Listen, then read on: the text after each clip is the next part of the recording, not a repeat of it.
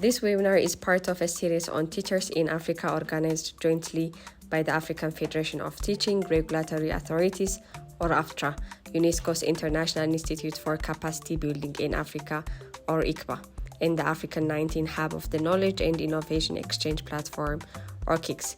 You may register to participate in other webinars in the series at the QR code or the link shown in the screen.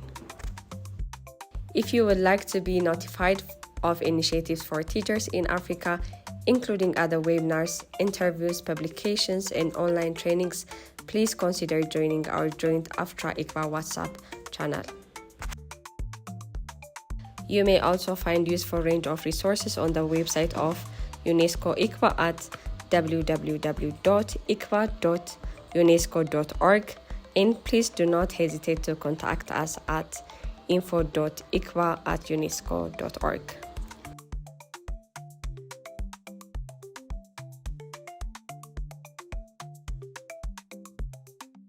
We are supposed to be having welcome remarks at this point, and allow me to skip that for now, but we'll come back to it.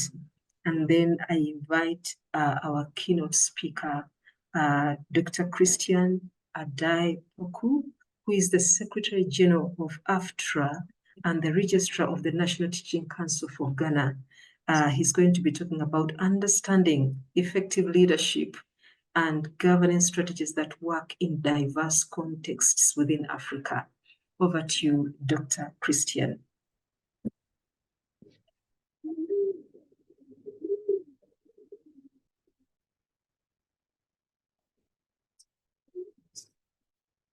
Hello, thank you very much, Victoria. Greetings to all colleagues. Distinguished colleagues, all other protocols duly observed. I must say it is an honor to be invited to be the keynote speaker today as we discuss once again another critical topic that directly impacts the quality of education in Africa.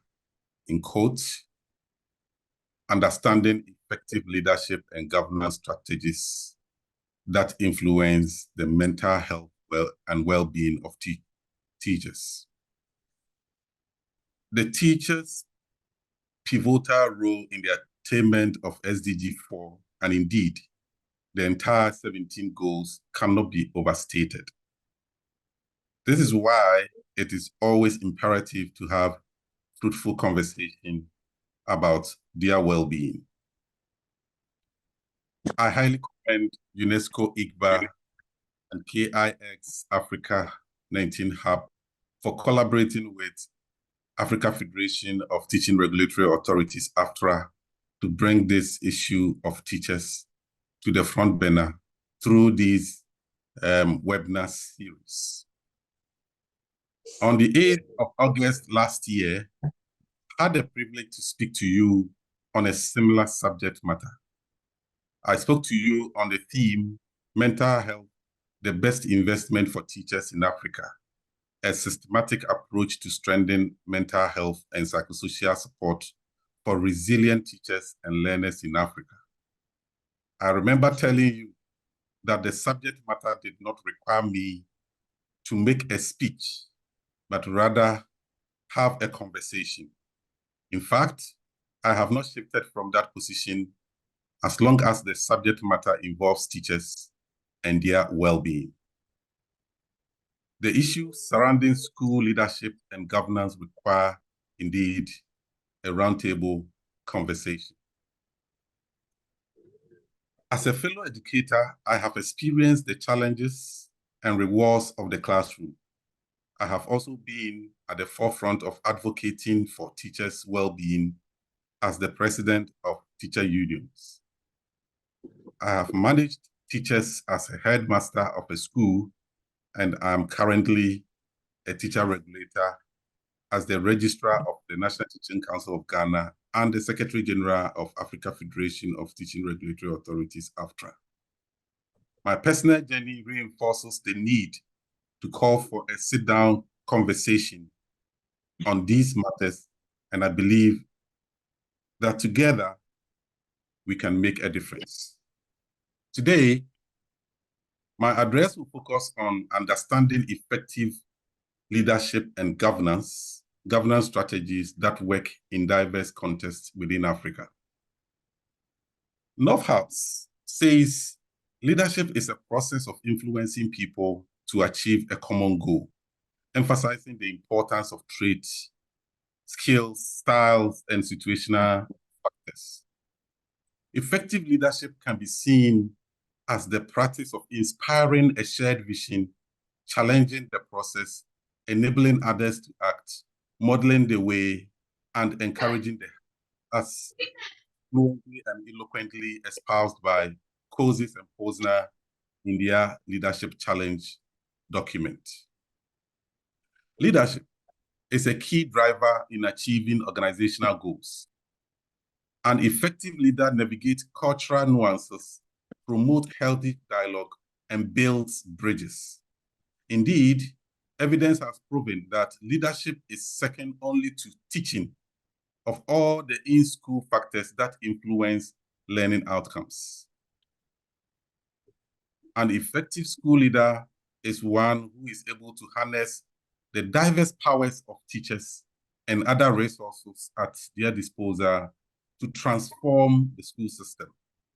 John C. Maxwell, a renowned American leadership expert and writer, said, "You would rather follow 1,000 mice led by a lion to war than to follow 1,000 lions led by a mouse to war."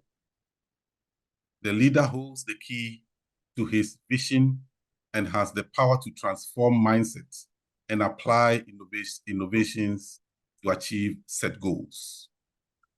Governance strategies are generally seen as the mechanism and processes used by organizations to manage their affairs, focusing on principles of good governance, such as participation, transparency, and accountability.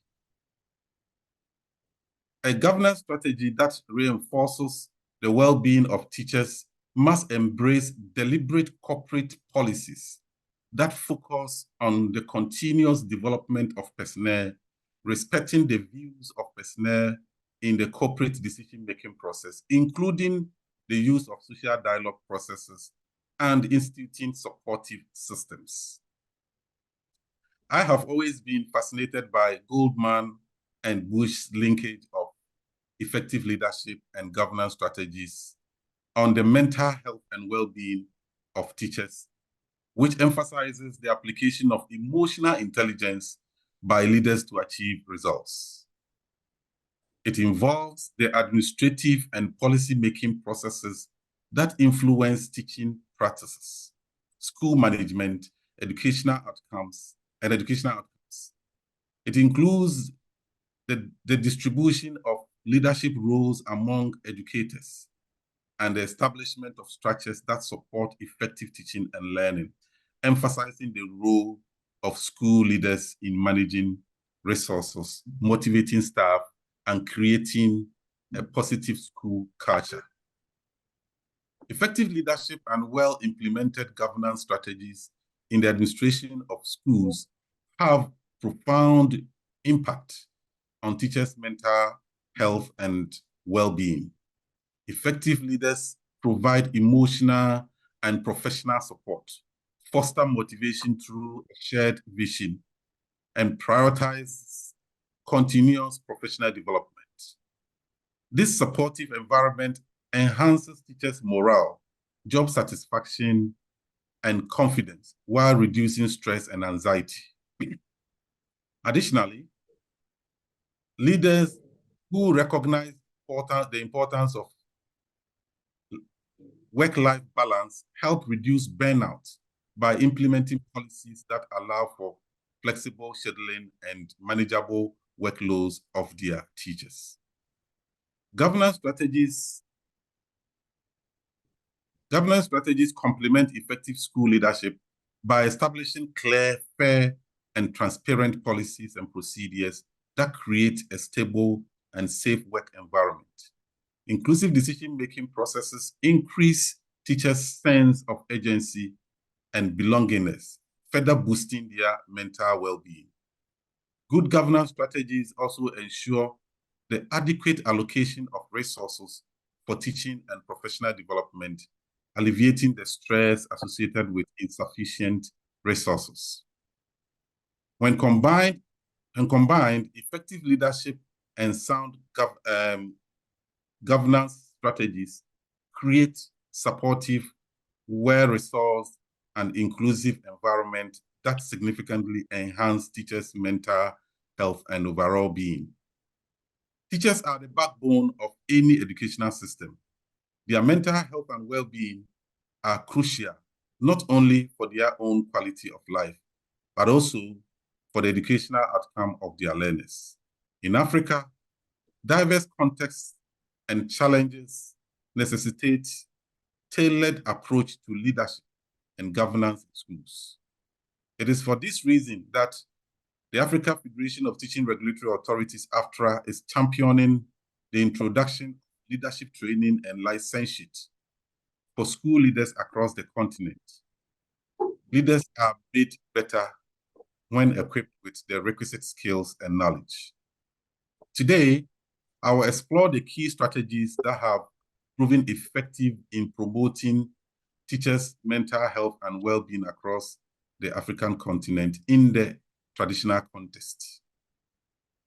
Africa's educational landscape is diverse, encompassing a range of socioeconomic, cultural, and political environments.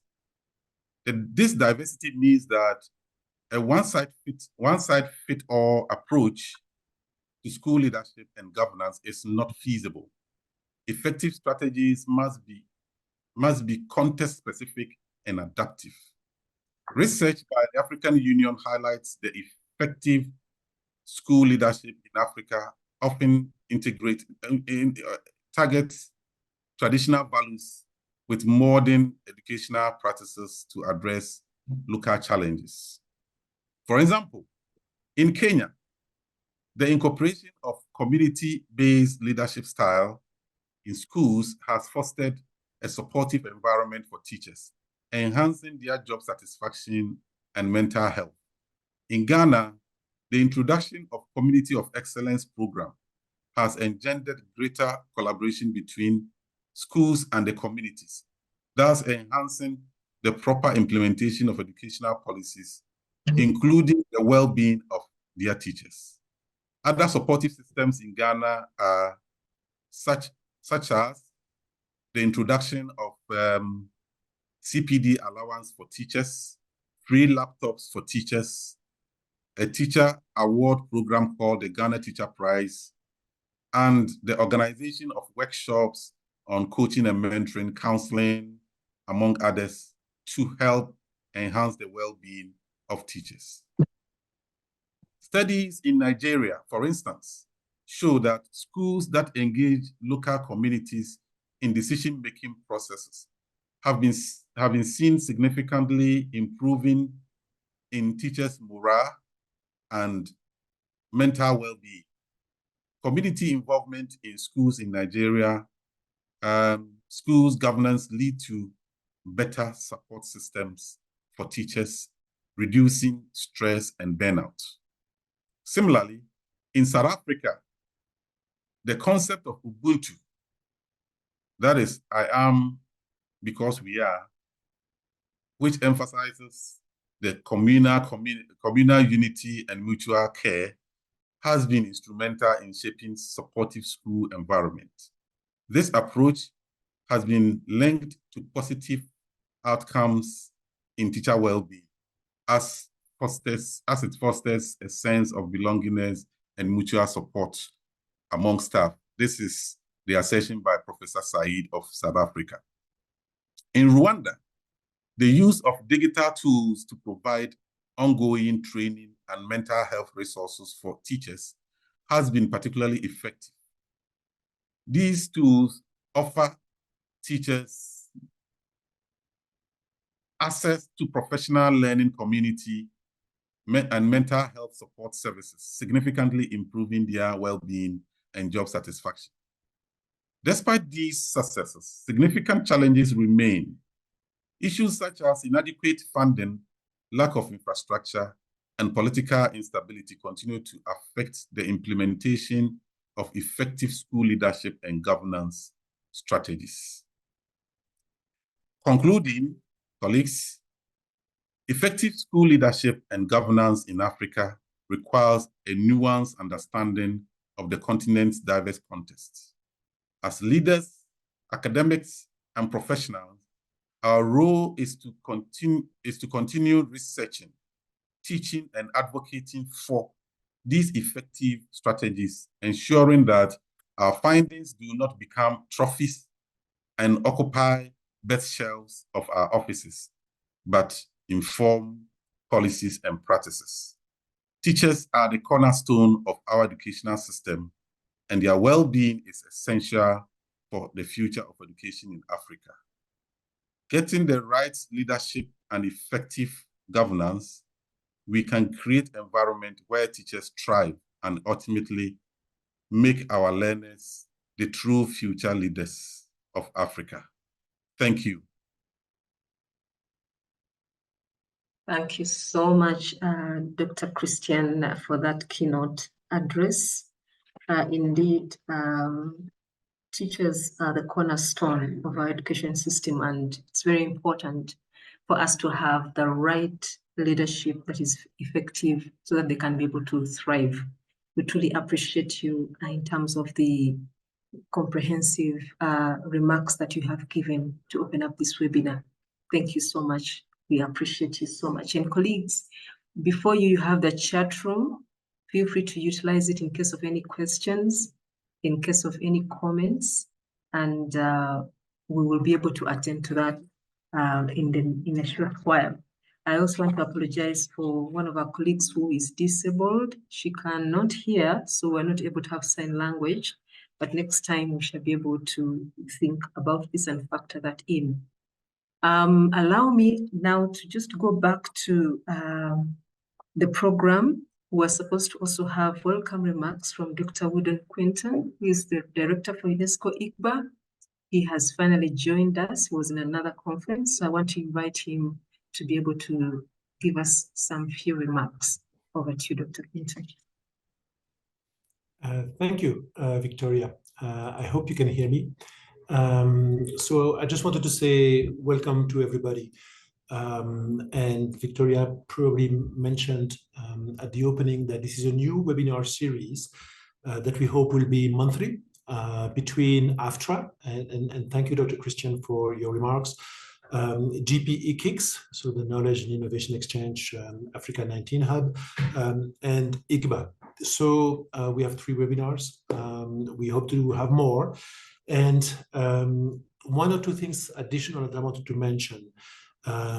We are preparing at IICBA a report on teacher shortages that will touch on the topic of today, leadership and mental health, as well as the topics in the upcoming webinars, social dialogues, professional standards, lots of things on teachers. And we welcome your insights on this. We are actually on a very tight deadline.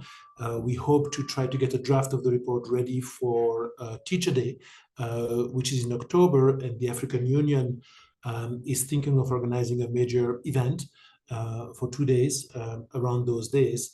And so I just wanted to say that to me, those webinars are part of our effort to try to discuss, but also document some of the realities of teachers today in Africa and what we can do about it to improve the teacher profession, the attractiveness. That report that we are preparing is actually following up, many of you must know, the global report on teachers that our colleagues from UNESCO Paris have completed a few months ago. So we have actually amazing opportunities this year. And it's not like that always, to really emphasize the role of teachers in improving educational outcomes. We have the whole process at the African Union of the review of the Continental Education Strategy for Africa and the preparation of a new strategy, and both AFTRA and us at IICBA are part of the drafting team. So we hope to learn from you, and don't hesitate to contact us separately. Maybe even you can put the info at IICBA email address in the chat. So we want to listen to you. Well, let me stop here because otherwise I will go for half an hour. So Victoria, back to you. Dr. Christian, thank you again for your remarks. And I'm really looking forward to the rest of the webinar. Back to you, Victoria. Thank you so much, Dr. Quinton, for those remarks, and thanks everybody for joining us. We are going to continue the program, and despite the fact that I'm the moderator, I also have a presentation that I'm going to make right now. And just give me a second as I upload it. Thank you so much.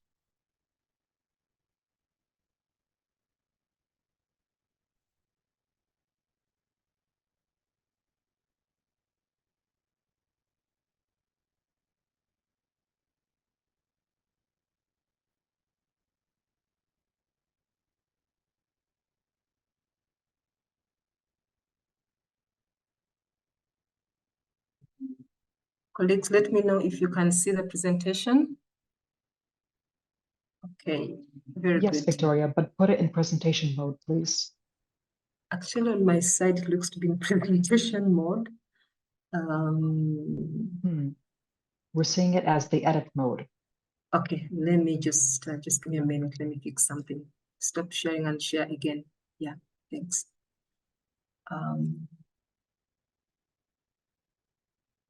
Okay, let me try one more time.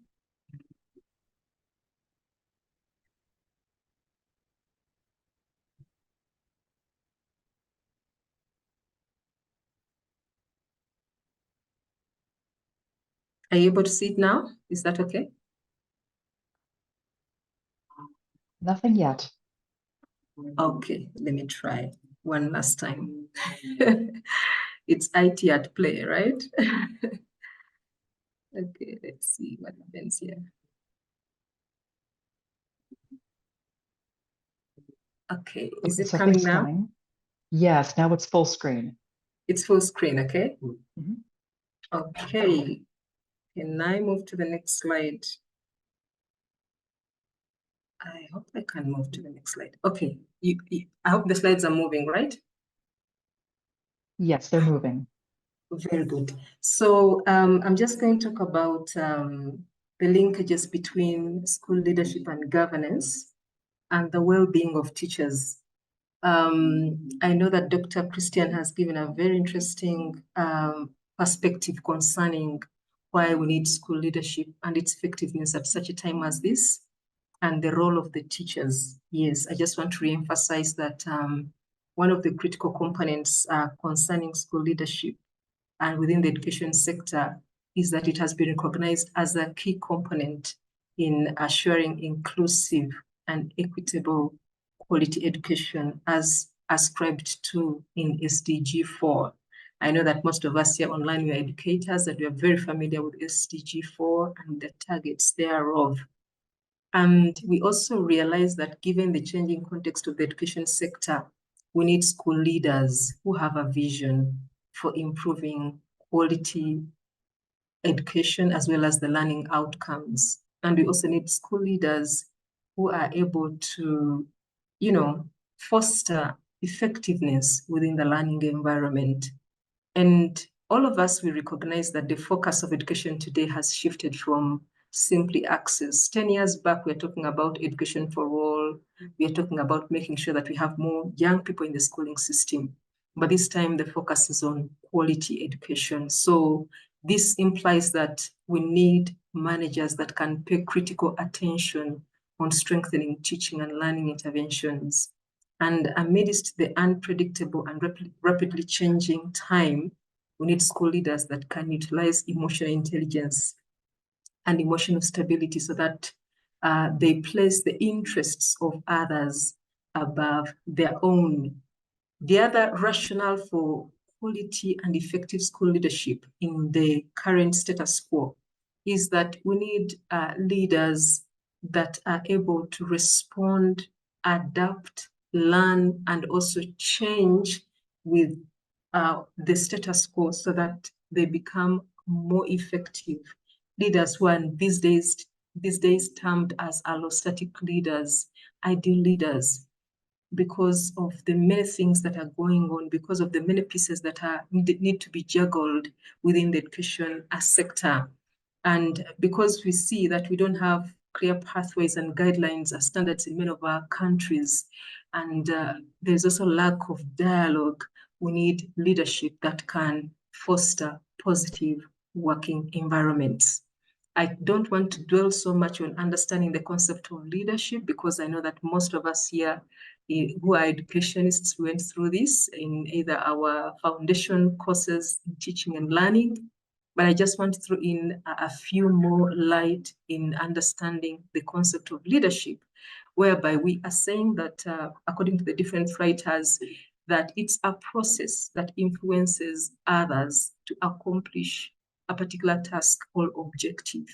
It's not about personalities, it's about behaviors and practices that are able to yield, or using social influence, organize, direct, and motivate the actions of others. So it's not about people, but it's about personalities that are able to influence behavior. That's what we are defining as school leadership. There are many roles that school leaders are playing in the current environment. I'm sure that some of you who are school leaders here, you can attest to that, managing instructional programs, student administration, and so on and so forth, but also managing the school properties and the public relations. So when we are looking at school leaders, there are several characteristics that are written by different authors. But one of the few things that I would like to emphasize, if we are to have school leaders that are going to impact very positively on the well-being of teachers, we need school leaders that have got a clear vision in terms of what they want to achieve. We want school leaders that are able to respect teachers' autonomy, protecting them from these extraneous demands. We know that the teaching profession is heavy laden with a lot of demands, what some people call orders from above. You know, you have to infuse this, you have to include this in the curriculum, you have to teach this way, you have to do ABCDFG. But we need school leaders that can also create that space for teachers to be autonomous in their teaching environment. We need school leaders that are able to understand the realities of what is happening, so that they can work with teachers to negotiate around how to overcome some of the obstacles and challenges that they are faced with. And we need school leaders that are able to communicate very well, as well as stand firm on education values, so that they can be able to support teachers effectively. Of course, in the context of sub-Saharan Africa, there are so many challenges that we are seeing right now when it comes to how our school leaders are nominated and selected. I remember presenting this somewhere, and we realized that some of the head teachers or school principals that we have in certain countries, according to a few studies, are selected based on their classroom experience, though they may not necessarily have leadership and managerial skills. I will give an example that you can be a very good science teacher, but not a very good leader or manager. So in many of the old practices, as a way of, rewarding, you'd be given a role of being a school principal because you're the best chemistry teacher, yet you lack skills in leadership and governance. And we know that some school leaders and principals are politically appointed in certain countries, depending on which, political entity you subscribe to. And then we also learn that despite the fact that we have career pathways for promotion and regulating the profession, these have been sidelined in a number of countries.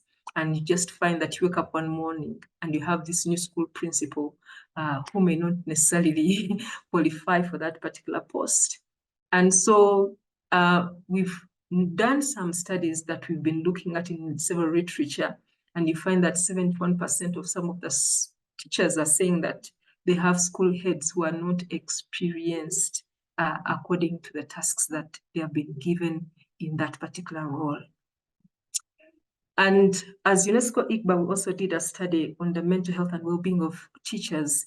And we are also keen to find out if at the school level, we have available support that can be able to address the issues of mental wellness for our own teachers. And in that particular study, which was done in Kenya, we realized that most of our respondents mentioned that schools do not have available institutional support to support teachers when they are having challenges concerning their well-being and mental health. And in most of the schools, there are no school counselors, school-based counselors, and so on and so forth. But what is the real context of the school environment as an emotional institution? Many people think that schools are simply administrative environments. No, they are not. They're actually emotional institutions too. These are environments where emotions are at play, because of so much engagement within teaching and learning. And so as teachers are teaching, they're also engaging with their affective domain, their attitudes, their emotions, and they are taking on very many workloads, which are also affecting their emotional well-being. But we notice that most of the school leaders actually pay attention to the administrative work over the interpersonal aspects of the school life. And we just want to re-echo this fact that when you're looking at a school environment as a principal or as a leader, just also think about it as an emotional institution.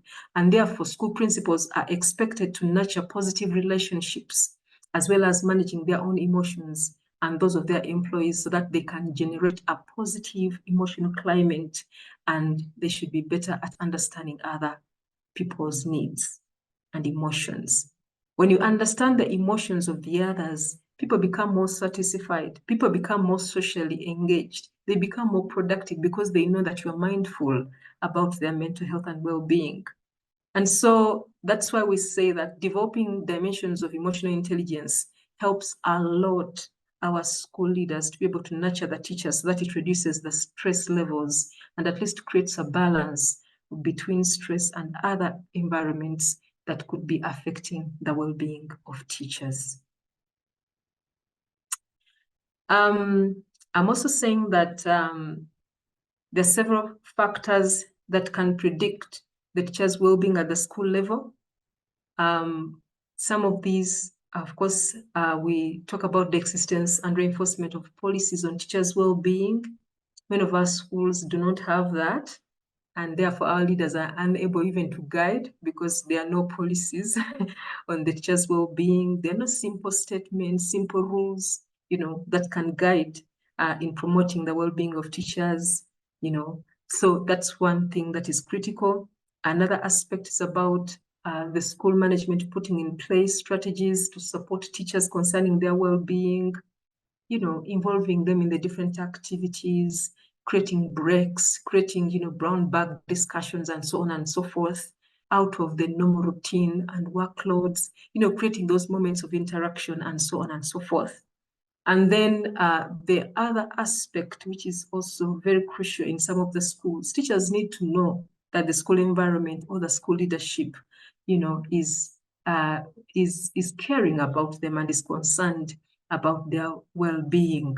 So on that note, we are saying that our school leaders that we need today need to have specific competences on emotional intelligence, which are cognitive and behavioral.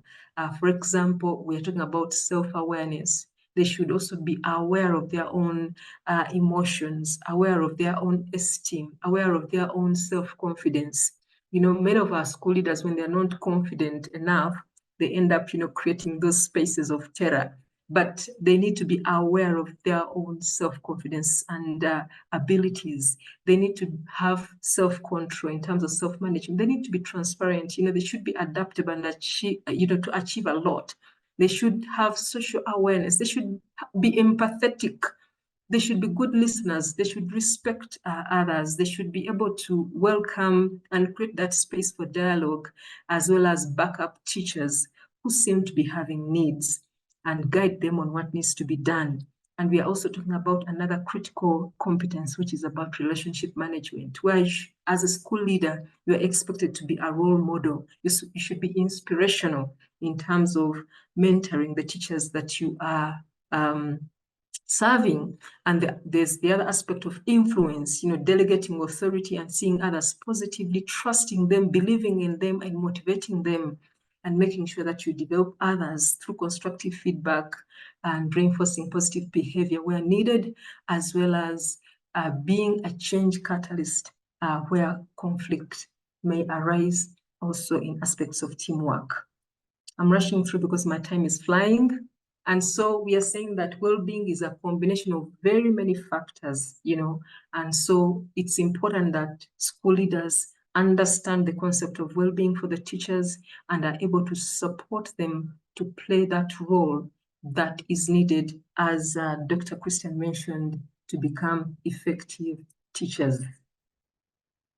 There are several strategies, as I'm summing up, that need to be in play at the school level to foster well-being within the teachers. We need mentorship programs. Some of these programs will need allocation of resources. We need empowerment of teachers. We need very good performance evaluation that is not critical of the teacher, but gives constructive feedback. We need professional development of the school leaders themselves to be able to support teachers. We need policy support, and we need to promote a policy, a school culture. As I conclude, what are the lessons that we are learning from the different countries? Effective and transformational school leadership requires teachers requires a lot of things, and we need leaders that are able to influence the teacher's self-efficacy. We need aspects of job satisfaction be paid attention to, so that eventually we can retain as many teachers as we need. If teachers are not supported, we will lose them. If they are struggling with their well-being, we'll lose them. If they're not satisfied, we will lose them. So we need leaders that are able to support and influence the behaviors of teachers. We need conducive school environments which are a key motivating factor for our teachers. And we need school leaders that are supportive, transaction and transformation. We're looking for that school leader that is transformation in creating products that are so desired within the school system. And also we need to foster partnerships, because the school environments cannot do everything, but through experiential learning. And then we also need gender responsive programs. Lastly, in terms of practical takeaways, we are saying that let there be CPDs for school leaders. Let there be continuous advocacy. And I think Dr. Christian mentioned this. We need continuous advocacy dialogue. We need knowledge mobilization.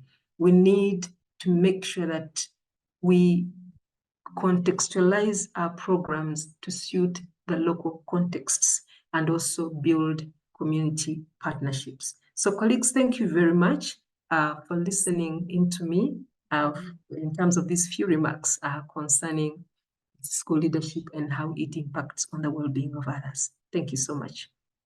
Over to you, Marianne, as we invite the next speaker.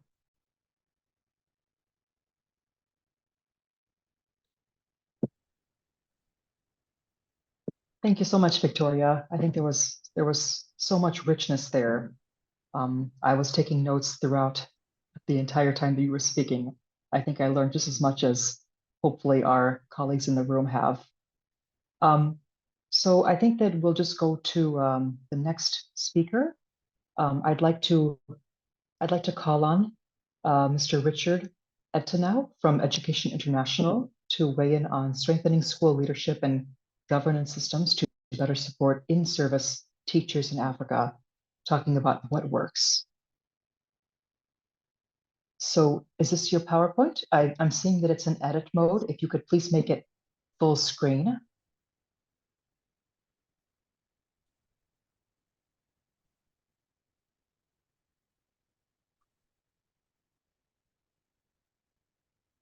Yes, and thank you for turning on your camera. It's still in, yeah, one more over to the edit. Yeah, there we go. Great. Over to you. Thank you. Okay, thank you very much. I'm Richard Etono from Education International, based in the Africa office in Accra, Ghana. And I'm going to talk about strengthening school leadership and governance systems, better support in service teachers in Africa. What works? Like Dr. Kisachi has just told us, school leadership should and can provide quality education and ensure equity and equal educational opportunities for all children, pupils, and students. Should be able to create and maintain a positive school climate and culture of peace, tolerance, equity, inclusiveness, cooperation, and hard work. And it should create conditions of effective teaching and learning in the schools by providing necessary resources, support, and motivation for teachers and students. And in mental health in schools, is it something just extra or it is inherent? We're saying that there's a lot of mental health issues in schools. There's the disorders, behavioral problems, anxiety, depression, are all common among in-service teachers, let alone the children themselves. We've seen increased absenteeism in schools, the reduced engagement, higher dropout or turnovers of teachers, leaving the profession together because of these issues. And these issues, of course, because even teachers themselves have undergone certain circumstances like child abuse, trauma, neglect, social isolation, loneliness, discrimination, stigma, including racism in the schools. Of course, these things have followed them into their places of work.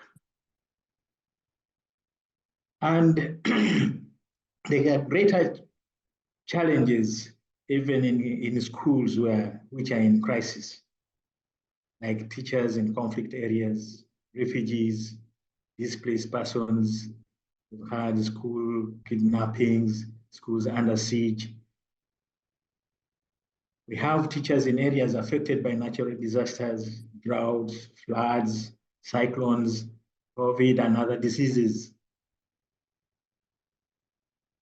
We have them in underserved areas, with hard-to-reach areas with no reliable transport, limited social services like health facilities, distant markets with limited access to essential commodities, inadequate accommodation, and the like. The teachers serving in migratory communities, nomads, fisher folks, hunters, and sometimes some customs like when children are taken out of school for long periods because of initiation ceremonies and the like. And we are saying that, of course, there is the ideal school leadership. And in Education International, we believe in collaborative, collegial, cooperative leadership involving leaders, administrators, teachers, education support personnel, and all the other members of the pedagogical community. The concept of leadership should go beyond the principal himself, or beyond the hierarchy of education where you have heroic leaders at the top, then the others have to listen to them.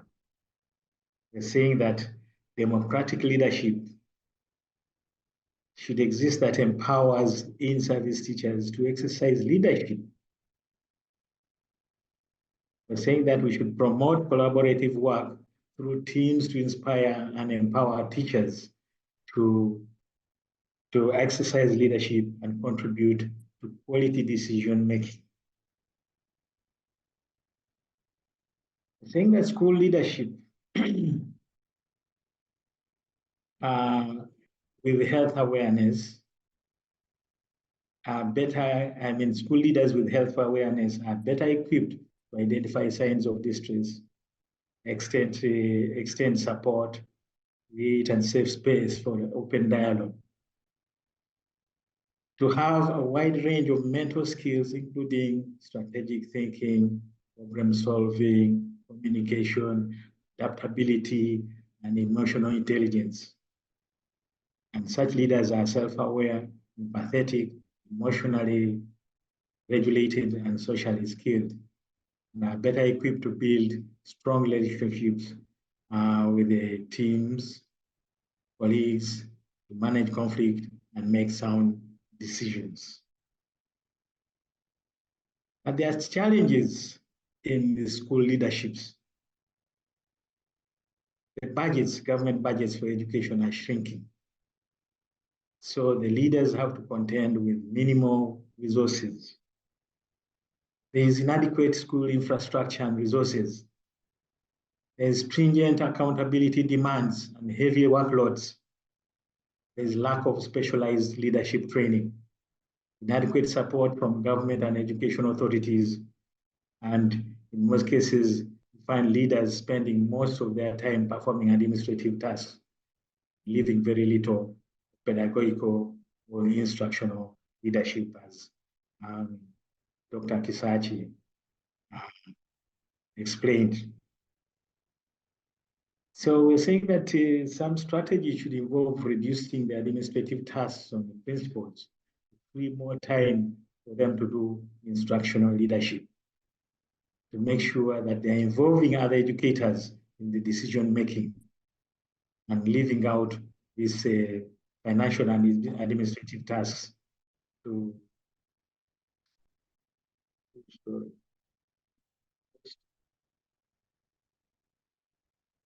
God.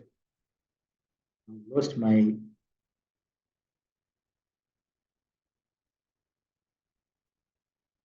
Yes, we want to have equitable recruitment, promotion, retention, training, and professional development for school leaders. I think we should also empower women to exercise more leadership in the educational institutions.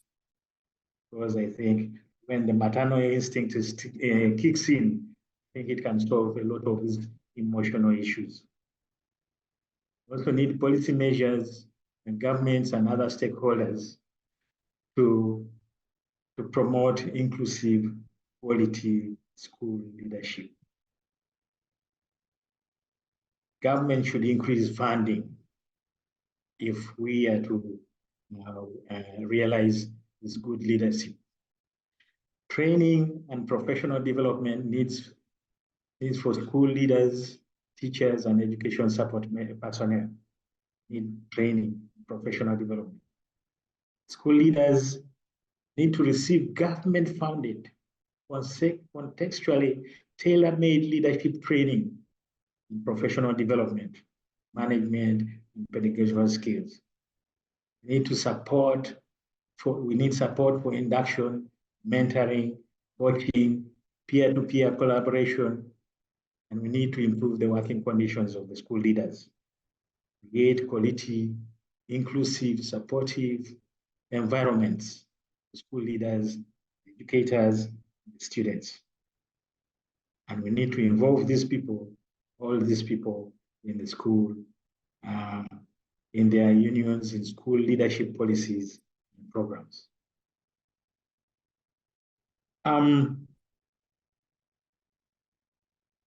I have identified some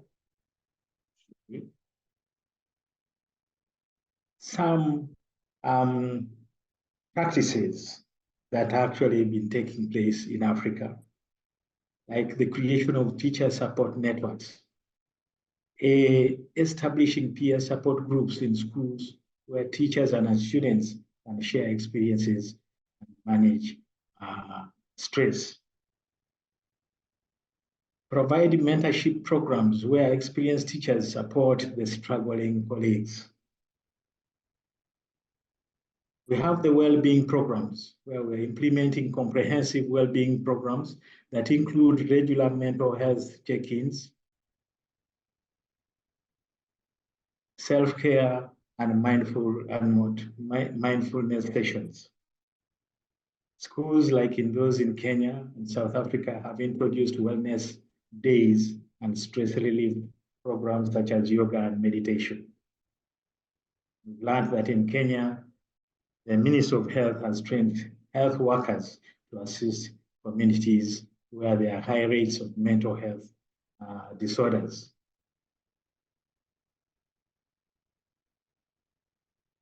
They need for professional counseling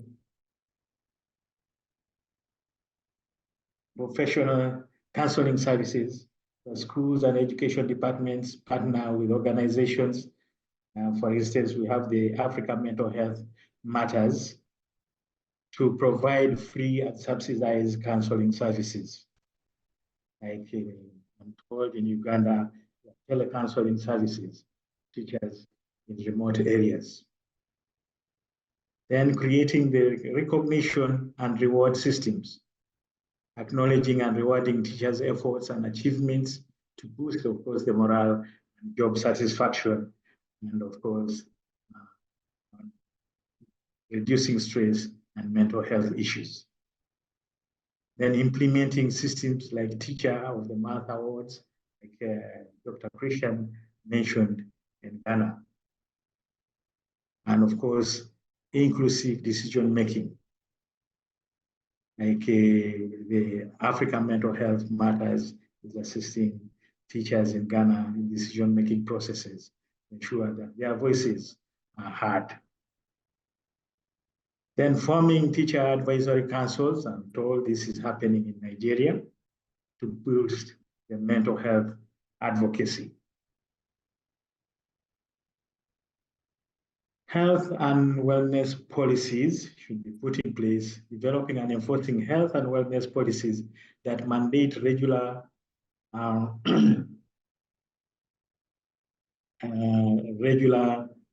breaks, reasonable working hours, and access to mental health resources. So schools should adopt policies ensuring teachers take annual leave and also access health care. Sometimes assumed that teachers don't need leave because they have holidays with the children. But in many cases, these teachers are still working. And then capacity building for the leaders, like training school leaders in emotional intelligence, conflict resolution, support for leadership practices. I'm told in Tanzania, we have those leadership training programs which develop, help the leaders, the teachers, the principals to develop empathic and the proactive principles in supporting teacher well-being. Mental health is prevalent in schools and it needs to be addressed comprehensively. It should not only be of concern when a teacher breaks down, but we need to manage the preconditions that to promote mental health, and school leadership needs that support. I want to thank you very much. Back to you, Chair.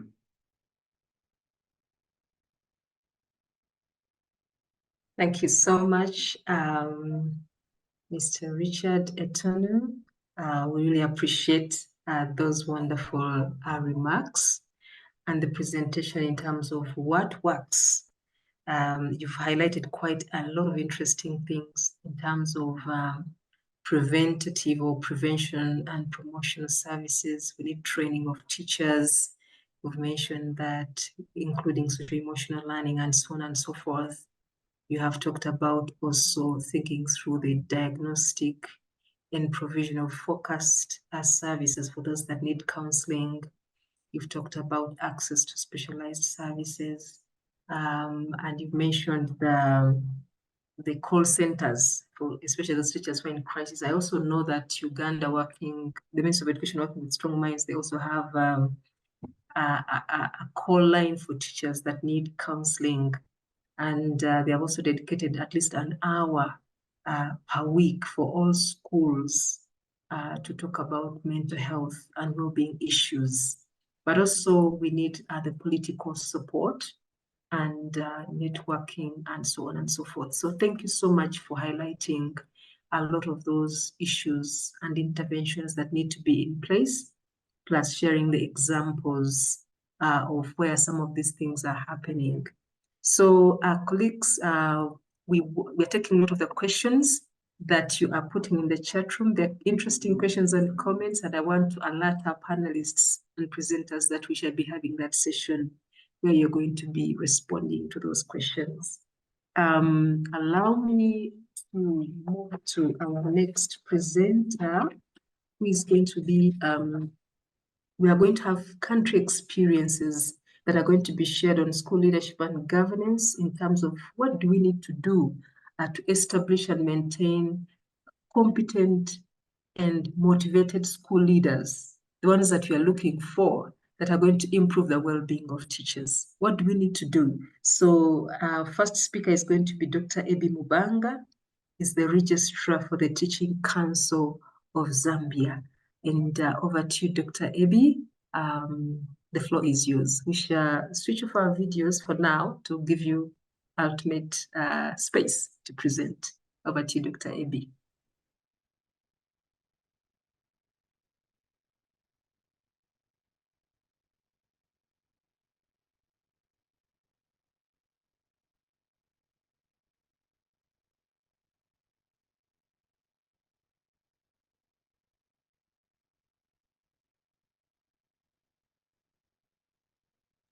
If Dr. Ebi is not yet ready, we can have Petros, Mr. Petros from Ethiopia, presenting first as we get hold of Dr. Ebi. Over to you, Petros.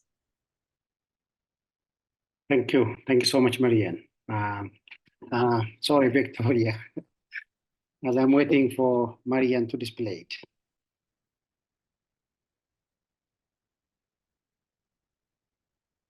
Hello, Marianne? Yes, Petros, it's coming. Yes, it's coming. Okay, thanks so much.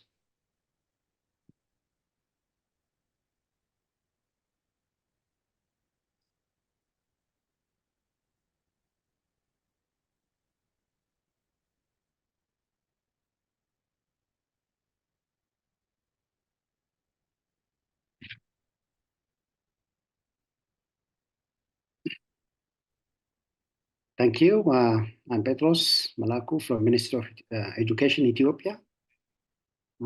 Thank you for the opportunity. The kind of presentation that I have is the effort so far we have done on leader development in relation to their role in supporting mental health and psychosocial support for teachers. Next slide, please. So this is a theme, it's already introduced. So next slide. Thank you. The expected competencies of leaders that could enable them help teachers in terms of well-being according to our different documents are these ones. So the practices of effective school leadership in Ethiopia could include developing a shared vision, mission, and strategies that could involve teachers. When teachers are involved, even students, parents, and the community. Here, teachers' involvement could give them opportunity and to feel ownership on the development. So this is one, professional development is the other one. We expect leaders to support teachers in terms of capabilities to improve their practices. So this is one. The other one is participatory decision-making. For sure, leaders need to involve their staff, particularly teachers, and then motivating teachers. For this, initially, we do have experience as a criteria to bring leaders for the position, but over time, we start to use education attainment, qualifications, and graduations as a criteria. Next slide. So school leadership in Ethiopia is a critical position for the success of schools, we believe, and education system as a whole. So to have the kind of leaders that we need, in the system, we have developed a standard in 2012. Professor Steve was telling us that he visited this from AFTRA. We have the blueprint, we have CPD programs to enhance the capacity of leaders. The more the capacity of leaders is enhanced, the more they can create a positive and conducive school environment so that they can support teachers. Next slide. So the leadership development programs that we have in place, training programs use the different modalities for different purposes. We do have education management and leadership programs for first degree masters, PGDSL, which are given at an institution level to enhance the capacity of leaders, and different on-job trainings as well. Of this, the very significant one we found was a one-long training, which focuses on real practices, in school practices that was supported by Education Development Trust. In this program, leaders were attending training and as well as doing their jobs. So they integrated the real activities they have at school and then the training together. So this enhances their motivation, their curiosity on how and what to do at school level. So there was also conceptual trainings, 10%, and COP 20%. Thank you. Next slide. So the leaders that we have in the system are two types. The first one are professionals in the field who are graduates in school leadership and educational leadership. The other ones are leaders who are teachers and pulled to leadership position and given short-term trainings, including the postgraduate diploma in school leadership that I said at institution level. And we're planning as well a special capacity building program in summer. I'll talk about this later on. Next slide. But having these all achievements and efforts at ministry level in Ethiopia, we have many challenges. Of this, the training programs are not producing higher quality school leaders as we expected. Upgrading programs discontinued due to COVID and other challenges. Currently, insufficient leader training for school leadership. And then leaders often prioritize administrative tasks than academic issues, school improvement issues. Without focusing on academic issues, they can't support the well-being of teachers. Administrative things are administrative. So this is one challenge, the critical challenge you have. Next slide. So there is high turnover as well. As the teachers need, the school leaders also need to be supported. They need psychosocial support so that they will be resilient to the many challenges that they face in schools of Ethiopia today. So whenever they are highly challenged, they go. So insufficient number of school leaders are there, so we are using teachers as leaders. And with capacity of leaders at all levels, the many challenges that of the many challenges that we have in the system. Next slide.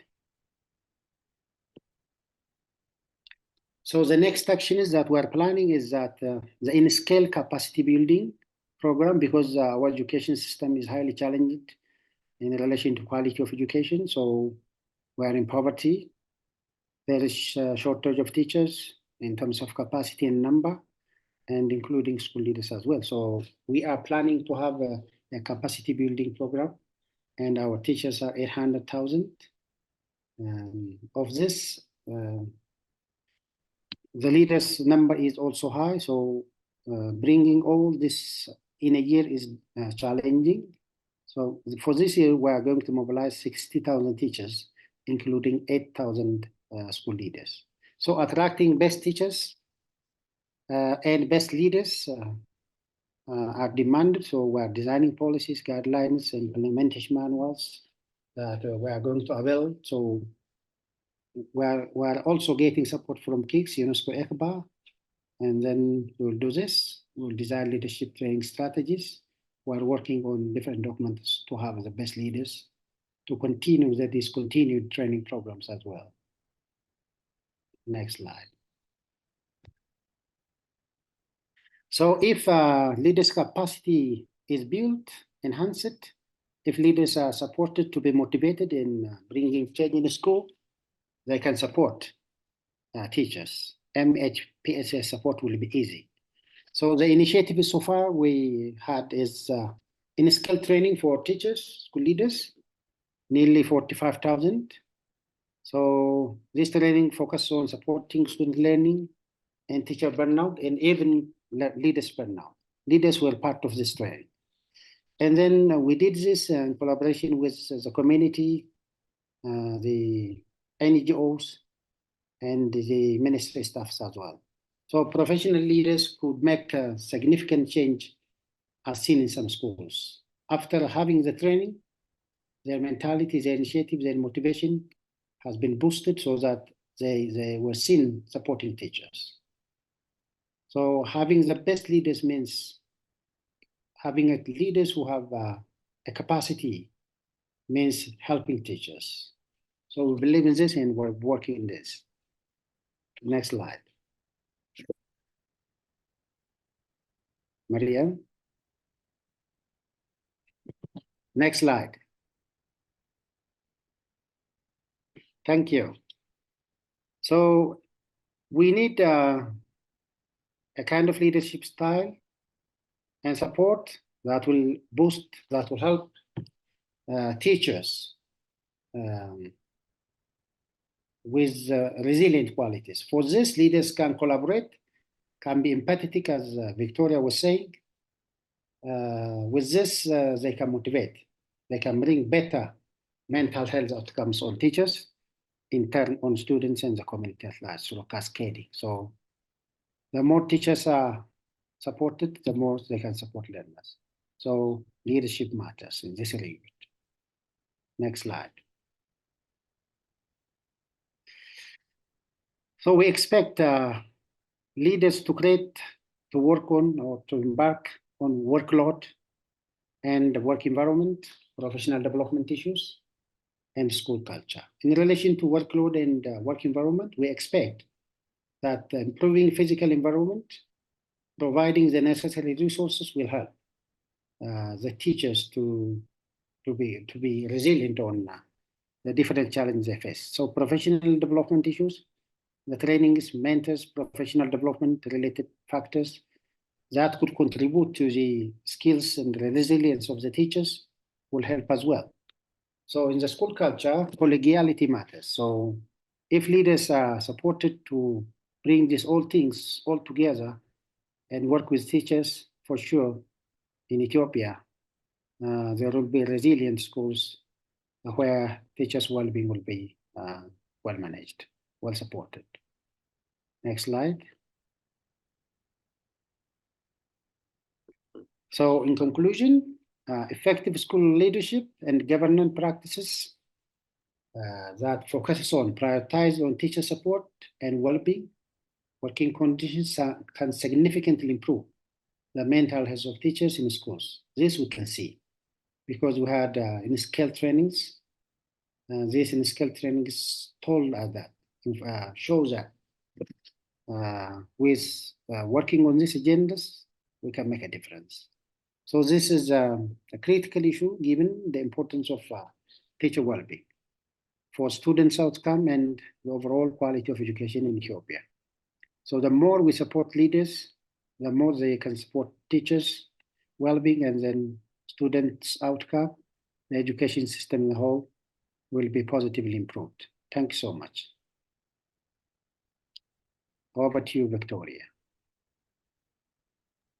Thank you so much, Petros. Petros, thank you again. Petros is our KIX Africa 19 hub focal point for Ethiopia. And we appreciate the great work that you're doing in coordinating the KIX Africa 19 Hub in Ethiopia, but he also works with the Ministry of Education as a specialist on several things, including teachers and teacher policy development and mental health and well-being and so on and so forth. Thank you for the great presentation.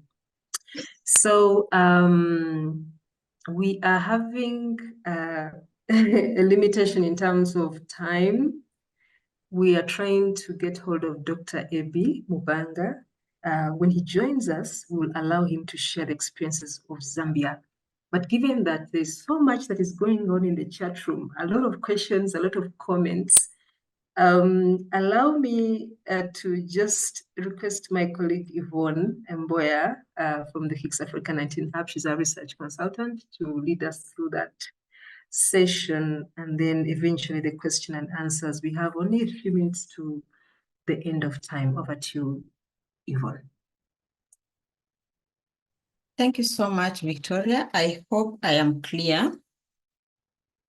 So we Yes, have a lot of comments. We also have a lot of questions. I'll try to go fast. I will preserve that in case we have another time after. So I'll go straight to the questions. And the first question is, I think, to Victoria and the team, the KIX team. Will we be given certificates for this course?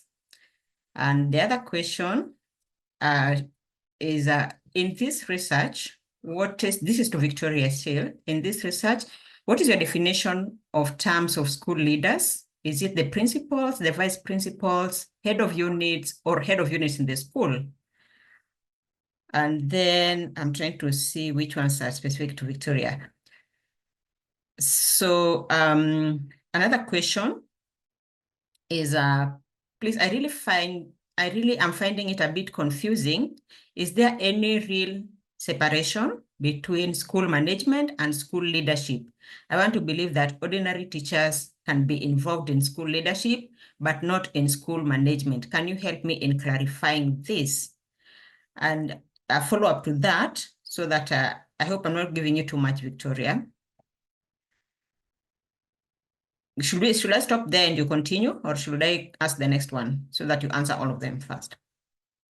I think you go ahead, give us about 5 of them, because we are quite a bunch of panelists, very experienced and well experienced, so we can complement each other in responding to these questions. Thank you. Okay, so the 5th question is school leadership a special discipline other than being a teacher, or what qualifies a person to be a school leader? So we have around 12. Let me ask the 6th one so that we have 2 takes. The 6th one is, what type of school leaders training modality do you think is more effective? Short-term training or more advanced training, for example, master's or PhD level? So we take those 6, then we'll take the next 6. Over to you, panelists. Thank you so much, Yvonne. Maybe I know that Dr. Christian is also here, and we also have Richard from Education International, and we have Petros and others.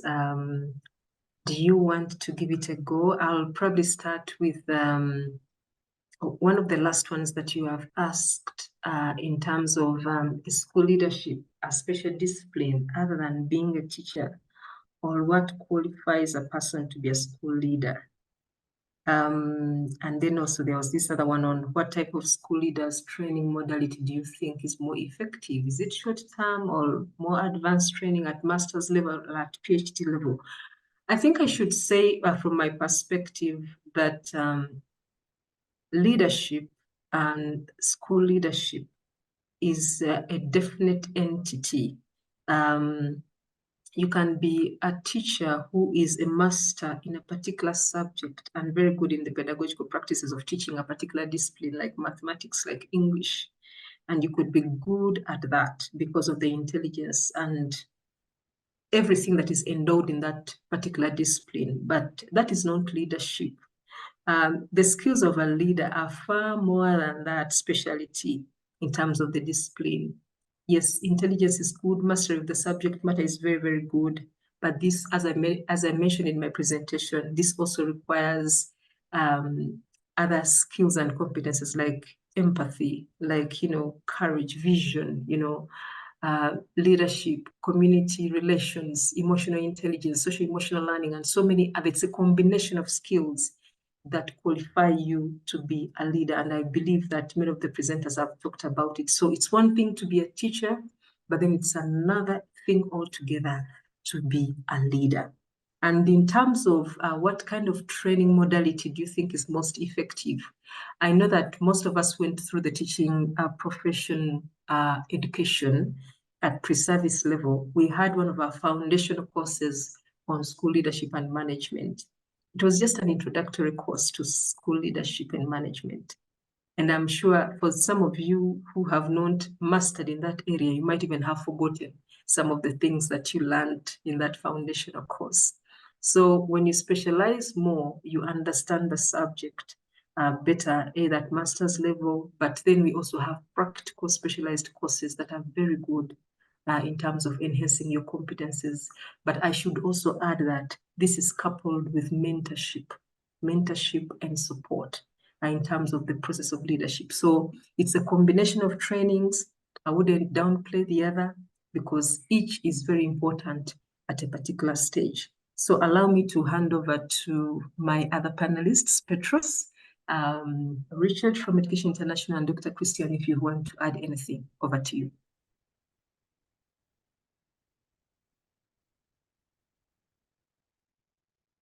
Thank you so much. Can I go for? Yes, please go ahead.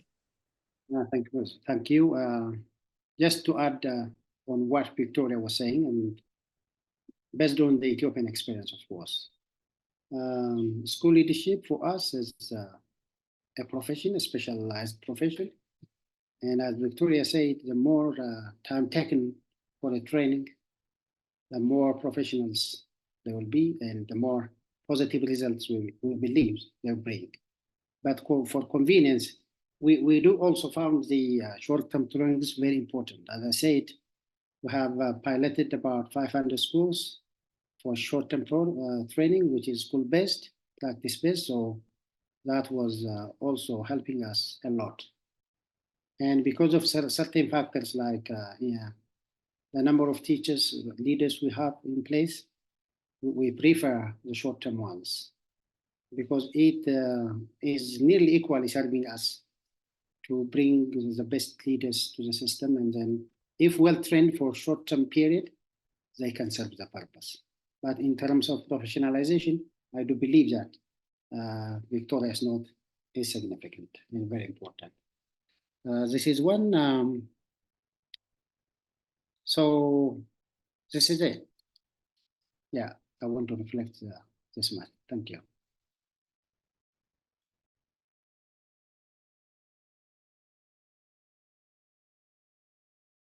Sorry, Victoria can probably respond on the issue of certification and also on a question that was addressed specifically to your presentation, definition of terms of school leaders. So in your presentation, I think you referenced some research. So the definition of school leadership or school leaders was requested. Yes, thank you very much. Sorry, and then the difference between school management and school leadership. Thank you. Very interesting questions. Maybe I should just inbox the person and share the parts of the presentation, because in the short time that we have, it's difficult to go back to the different definitions on school leadership and governance. There are many authors out there. But in the interest of time, maybe the person can inbox me and then I'll share the presentation, because there are definitions thereof. In terms of the difference between school leadership and management, I think I want to throw the ball to our colleagues from AFTRA and Education International. If you can come in, that is Richard and Dr. Christian, are you able to come in? And anybody else on the floor that can help to highlight on that. Thank you.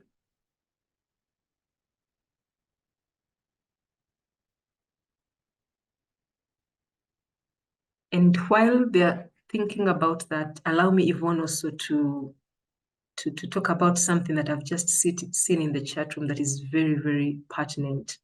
It came from Somalia. It's about female school leaders.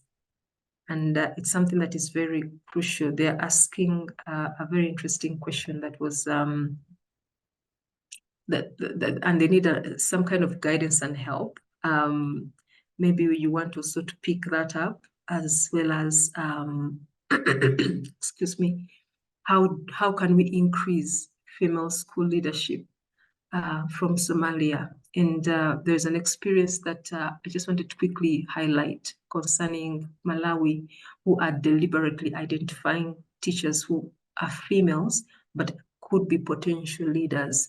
And they're taking them for training during the holidays or school breaks so that they can enhance their leadership skills in order to have many female teachers or female leaders recruited within the profession or within the education sector. So that's one thing I just wanted to mention, that it could be a deliberate move that Somalia could be able to take on to make sure that there are more female leaders. Yeah, over to you, Yvonne. Thanks. Thank you so much, Victoria. So let me ask the second round of questions. One, at what stage does a teacher undergo training on school leadership? Which areas of training? And then how can leaders reward teachers without bias? Another question, do you think pre-service leadership training should be in place? Because we have it in some institutions, for example, in Ethiopia currently. I think that one already mentioned, Victoria, at some level, yes. And then for the mental well-being of teachers, what is it to be done to avoid the breakdown of a teacher? And then another question, I want to know your definition of conceptualizations of teacher well-being. Did you contextualize this concept or there are existing definitions that were used? And this is specifically to Petro's presentation. So Petros, this is specifically for you. Your definitions or conceptualizations of teacher well-being, did you contextualize the concept or used existing definitions? And then another one, teachers who have mental health in the time of serving their country, what do you think we can do with them? It is sad to see teachers in this situation and salaries are stopped. So the female teachers you've already answered, I will skip that. And then the other one is about deployment. How will teacher deployment and placement affect school leadership, especially the female teachers? So I see female teachers coming up over and over again. Over to you, panelists.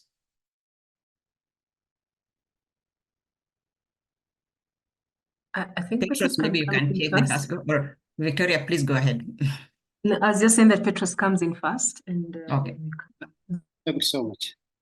Thank you. The kind of training that we have in place as both pre-service and in-service, upgrading and initial teacher training, because we do have teacher shortages. We can't afford stopping the program for initial teacher trainings program.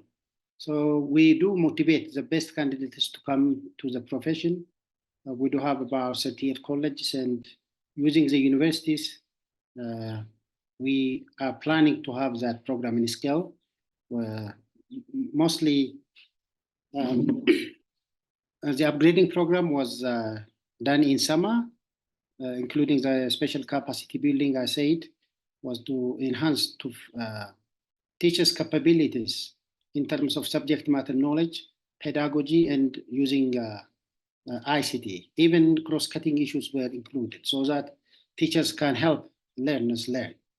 These are the training programs that we have in place, and we do have in scale short-term trainings which are gap-based and need-based as well.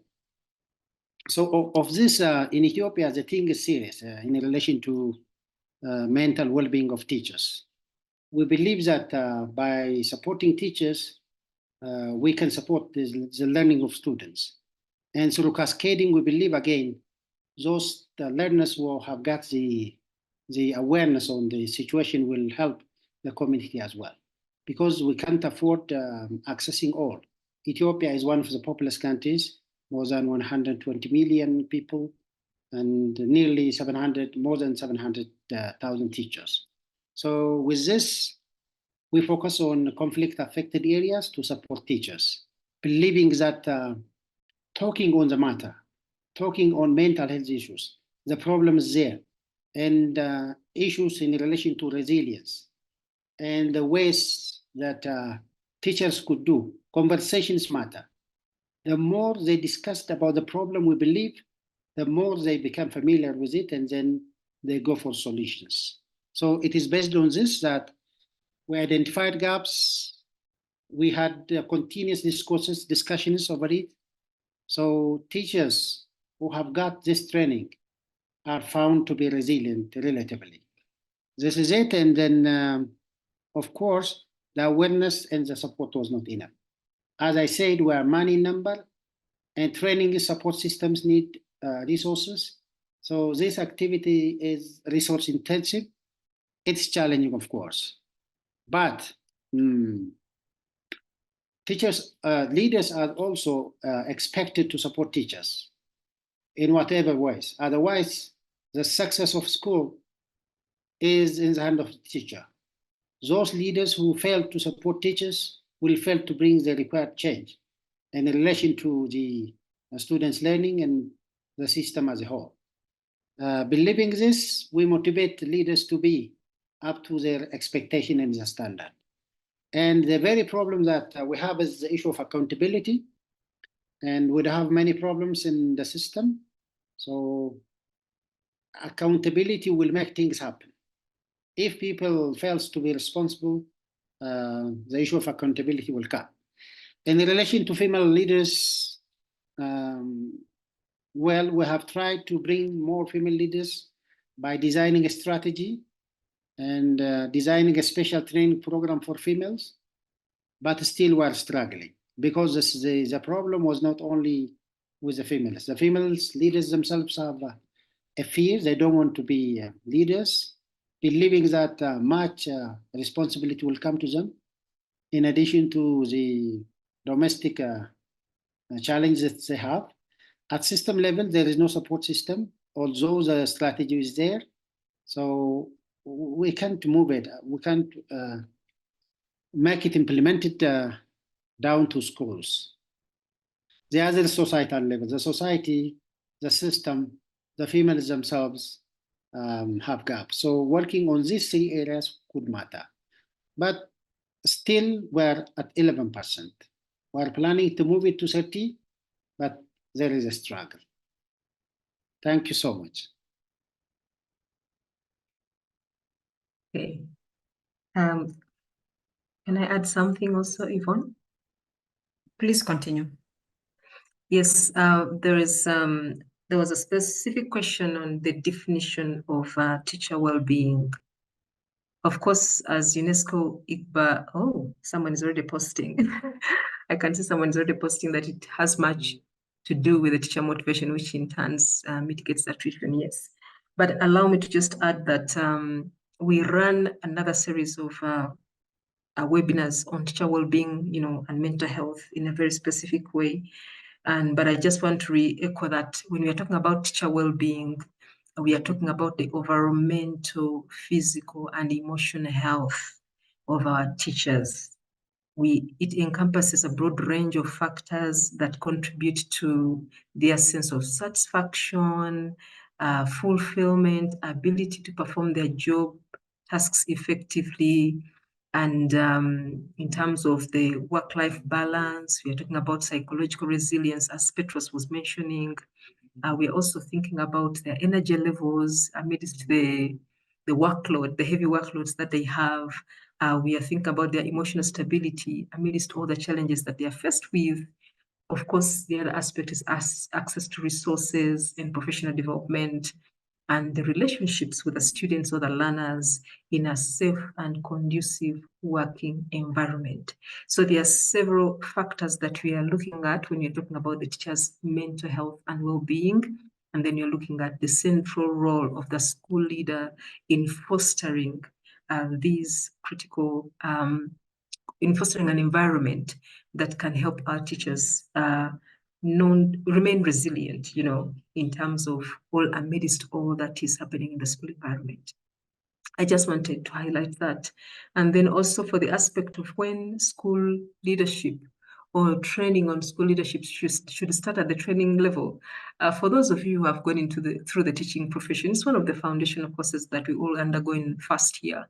It's one of the critical courses that we have to go through in terms of being trained as a teaching profession. And if you went through the postgraduate diploma in teaching, still you're exposed to the same course unit.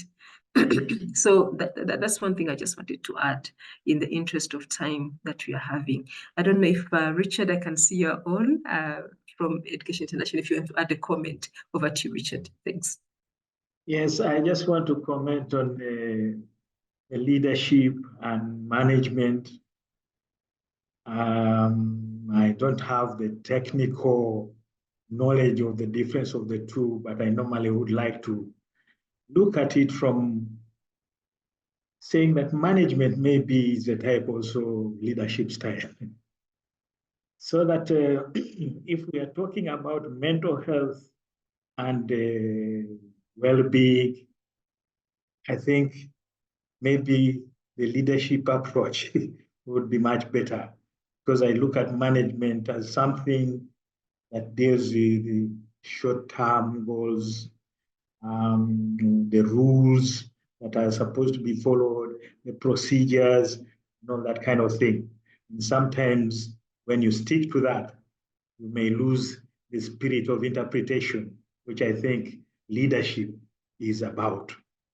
And if we are dealing with people with mental issues, well-being of teachers and all that kind of thing, we have to approach it from the leadership. So as the question was asked, whether teachers can also be involved in management, probably not. But certainly in leadership, they need to be part of it. They need to be part of the decision-making process. They need to exercise leadership. So I think it's very important that we emphasize that bit of it there. The management bit maybe is very technical and very,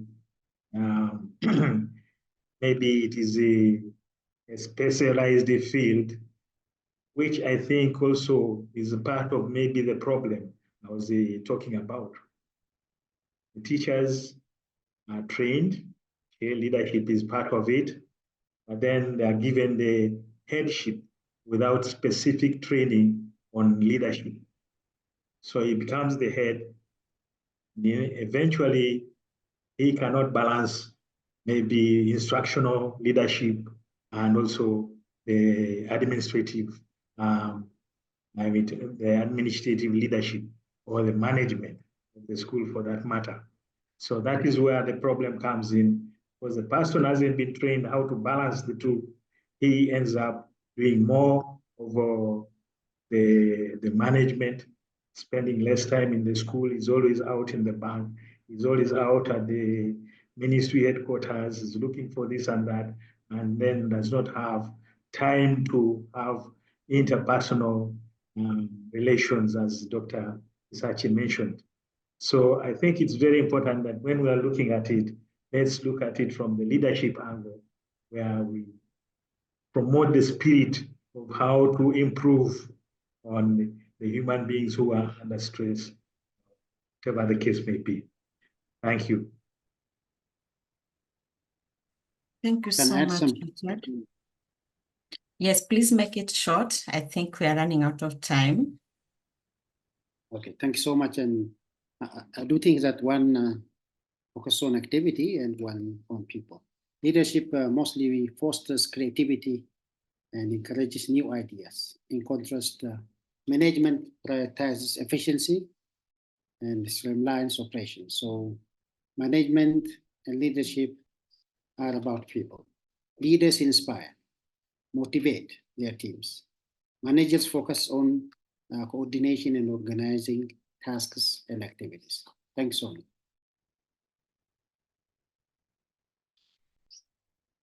Thank you so much, Petros. So I want to open it up to the floor. not for more questions, unfortunately, but if you still have questions, please post them in the chat. We'll try and answer them and then send it together with the PowerPoints that will be sent to you. So I'm opening it up for comments from the floor.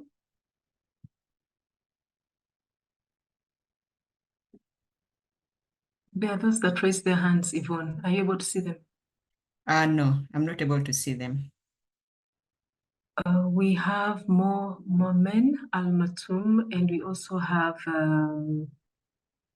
what is the other one? Men, and we also have Olausen Temitope Lawal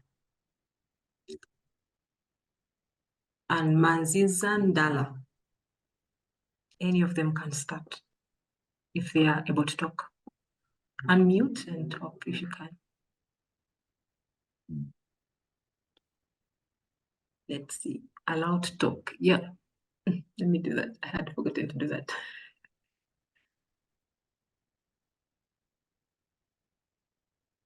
Colleagues, I'm unmuting you to talk if you're able to. Manziza Ndala, Maumen, and Lawal. Please go ahead. Okay. Start. Thank you very much for those wonderful presentations. Can you hear me? Yes, we can. Okay. Thank you very much for those rich, wonderful presentations that really opened our eyes to various ways of school leaders. Like, for instance, in Nigeria, the reason why I was asking for that definition of terms of school leaders in the research is that in Nigeria, there is bureaucratic systems. Like the school principal is answerable to the zonal head of the schools, because the schools are being zoned, and most times those school principals cannot just take the leadership role on their own, except they get the instruction from the zonal heads. So talking about teachers that has mental issues, like in the school where I was before, we have 2 teachers that had mental issues, that only the members of staffs that shows concern. And the reason is that the principal would have tried enough, and because of the little salary they are earning, they feel like they cannot be overwhelmed with other people's mental issues and things like that. So I think this has to go to the government too. They need to contribute, they need to support, they need to understand, they need to have the data of what is really going on about teachers in those schools. That's what we talk about welfareism. And from our discussions, I think we are focusing more on the public schools, because I'm hearing Ministry of Education and things. We not consider I don't know about other African countries, but in Nigeria, we have many private schools where the school leaders are very, very tough on them, that it affects them. I know of a school where you don't have chair to sit as a teacher. They don't want to see you sitting down. You must always keep standing and be walking. While at the end of the month, most teachers in those schools, they spend money on their health. So I think we need to consider private schools too. Thank you.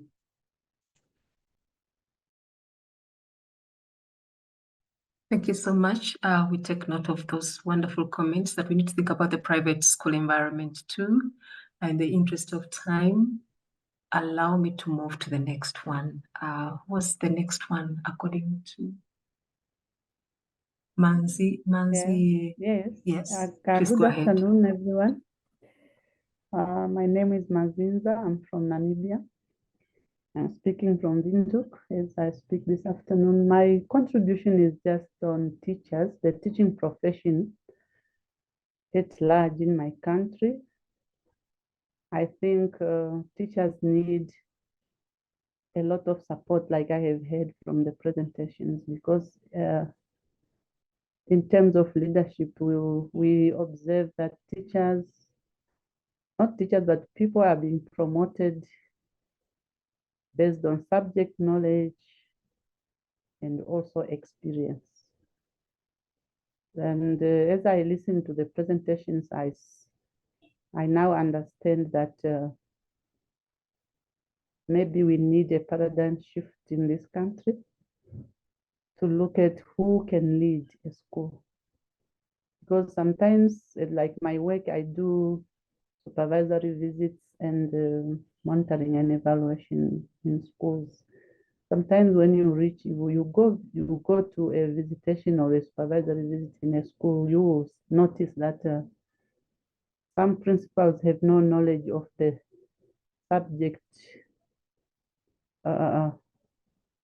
status of in a school. For example, a teacher who teaches life skills, for example, which is not a promotional subject, a support subject, or we can call it an extramural subject. You will see that the principal has no knowledge of whatever is happening in that classroom. They are pointing you to administrative tasks which they have to complete, and so on. So I think we need a paradigm shift whereby we will need leaders who can motivate teachers, who can inspire teachers to do their work, because you will find that teachers who teach those subjects which are referred to as extramural subjects have no inspiration at all. Their work is not up to standard because they feel like they have no one to encourage them. They feel that no one looks at their work to see if they are doing something right. So I think these presentations have lifted up my understanding of the difference between management and leadership. Thank you.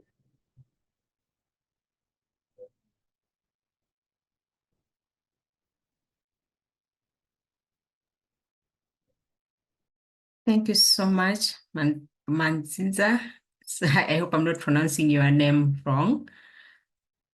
Allow me to, we only have 8 minutes left. Allow me to give it back to Victoria. Victoria, over to you. Thank you so much, Yvonne. I saw one hand from Suleiman. Are you able to talk just before in 1 minute? Yes. Good afternoon from Nigeria. My name is Suleiman Afis Tosin Suleiman Tosin. I'm a university lecturer and a researcher. My little contribution is just about the dynamics we have here in this part of Africa. Mostly, we have a situation whereby the school leadership is picked from the teachers, and apart from that, the teachers, once an individual has ascertained the role of leadership, they rather look at the person probably as moving or pitching his or her tent to the management side. So in most cases, the leadership of a school, especially in private school, is seen as an extension of the management. And most often, the welfare of the fellow teachers are not as put in focus as one expects, given the fact that such an individual most often is or is formally a teacher to start with. So apart from that, I think probably there should be more focus on how to distinguish between the school management and the school leadership in order to cater for our teachers. Thank you very much. Thank you so much, colleague. We really appreciate that comment. And I just want to say before I hand over to Marianne that we've taken note of the very many comments that are coming through in terms of the situation concerning the private schools and how they need to be treated differently. And then also thinking through how teacher well-being is going to impact on the attendance and performance of teachers at their duty station. And then Dr. Makube, we take note of your question, does qualification necessarily have to be educational for school principals in terms of governance and compliance? Very interesting question. And then of course, people asking for my presentation, I will share that. And then how does HR, human resource, impact on the teacher's mental health, I guess at the school level, and so on and so forth. So we want to thank you so much for your questions. In terms of certificates, these are webinars. Unfortunately, we don't award certificates, but if there were other communities of practices, we would be giving some certificates. So keep on the lookout for our COPs, and I'm sure Marianne will be talking about some of these different aspects. There was another interesting one: how can leaders reward equally without bias? You know, and it's quite interesting question coming from Mawa Rile. Yeah, we take note of that. So thanks so much, colleagues, for the questions and comments. Allow me to hand over to Marianne. Over to you.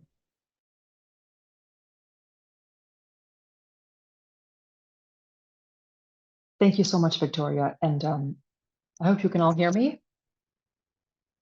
Yes, we can, Mary.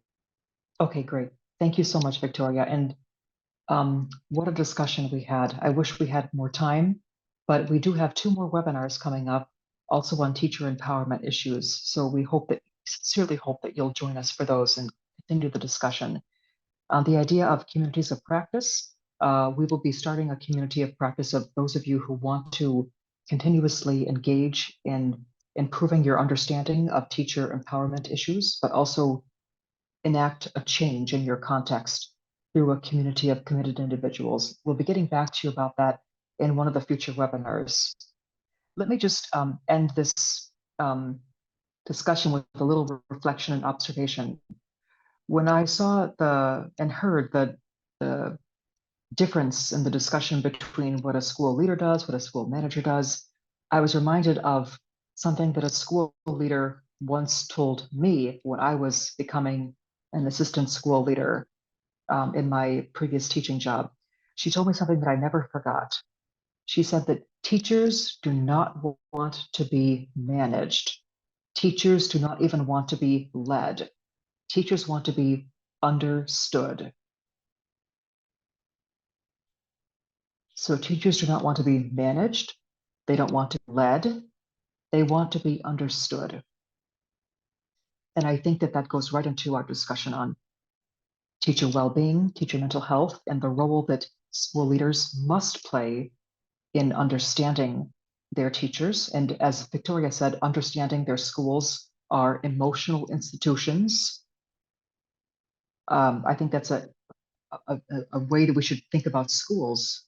It's an innovative way to look at a school as an emotional institution, not as a place just of academics and management and logistics and ticking off academic credits, but a place where relationships are fostered, people are nurtured, and children are grown. So schools are emotional institutions. School leaders, as Dr. Adai Puka said, are those special people who can harness the diverse talents and the diverse skills and the voices of their teaching staff for the improvement of students' learning.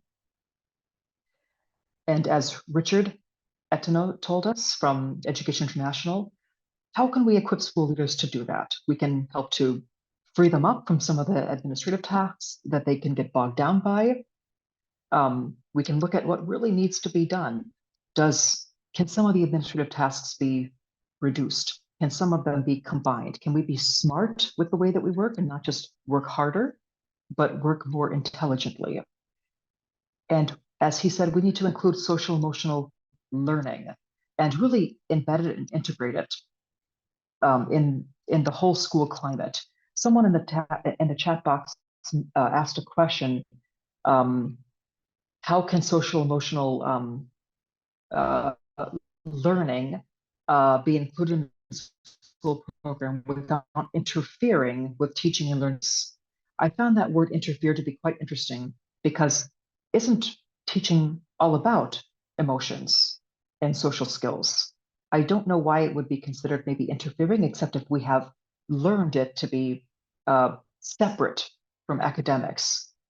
So I really think that what we all need to think about doing, no matter what position we're in, is to unlearn what we have learned so far about what a school is like, what a school leader looks like, what they say, what they do in their day, and what teachers should be expected to do. Can we start to unlearn some of the understandings that we have that may not be achieving much at the school level? If teachers are still struggling today, they've been struggling for a long time, We might have to unlearn and to rethink about schools as emotional institutions and school leaders as visionaries and supporters who understand their teachers, not just manage and not just come to lead. So I want to thank Petra, I want to thank Richard for their comments today, and all of you for your comments. Let me share my screen for the next webinar. I want to remind you of all of the date.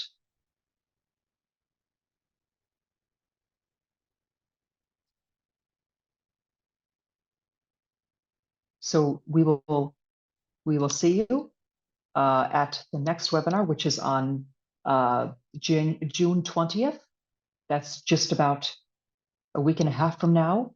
We really hope that you'll join the discussion on quality assurance in teacher education.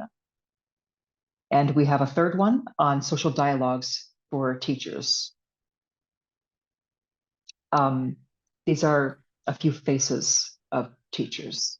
I want to end on this slide. Again, Victoria, back over to you. And I think Quentin has his hand up. yes, Marianne and Victoria and everybody here, thank you for joining.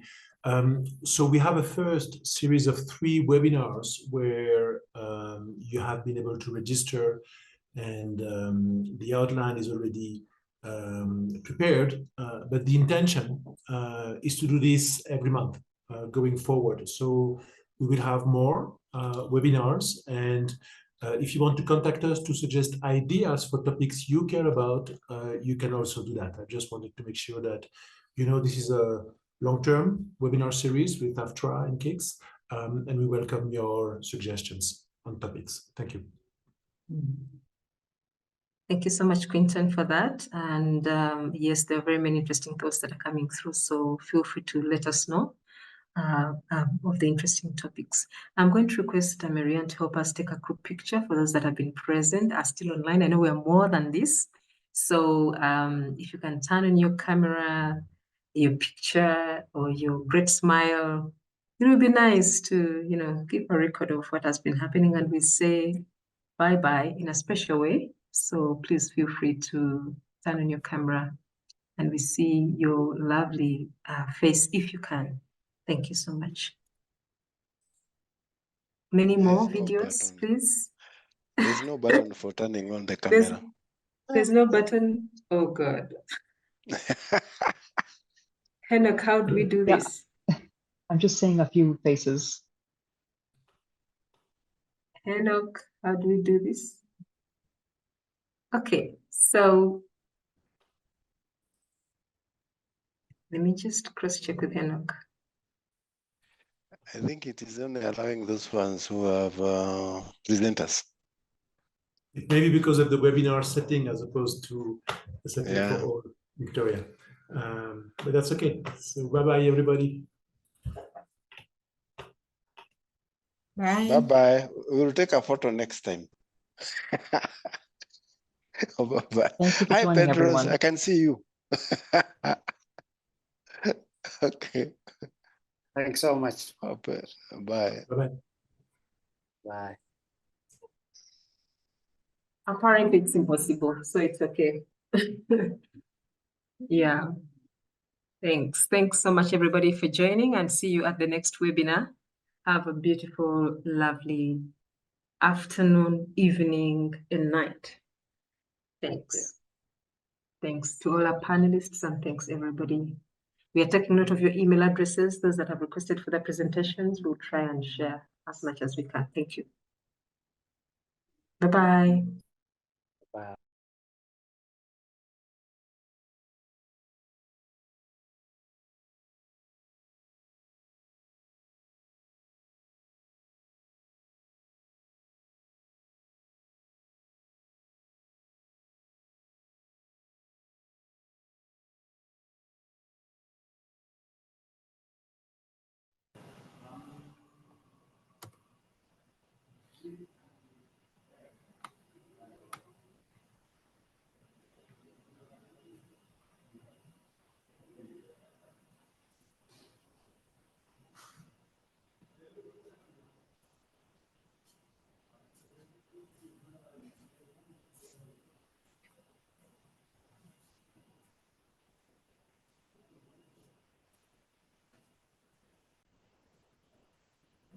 Introduce you the pigeon.